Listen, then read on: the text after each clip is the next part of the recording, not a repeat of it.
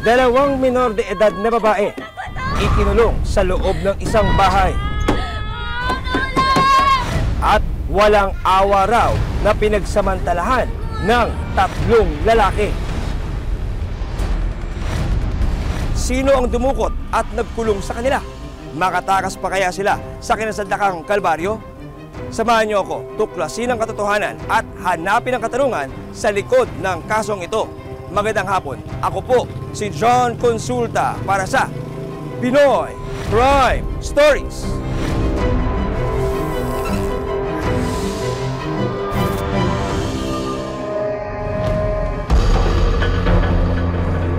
Sa isang bahay sa Maynila, naging bihag ng 3 lalaki ang 2 dalagitang pawang menor de edad.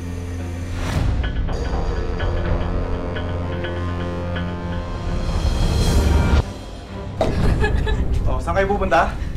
Yan lang kayo. Ayaw na! Ayaw na! Ayaw na! Ano na? Ano kayo siniswerte? Hindi kayo makakalabas dito. Oh, tubig. Ano na? Oh. Ano mo? Para hindi nyo isipin, kinakawawa ko kayo.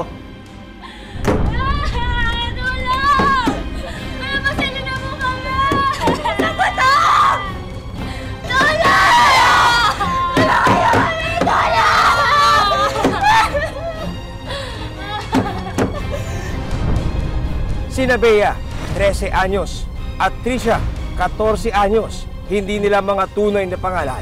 Tona, umuwi! Huwag ka mag-alala. Ako, hinahanap na tayo ng mga magulang. Ang mga biktima, hindi pinakain at kinandado pa sa loob ng isang kwarto.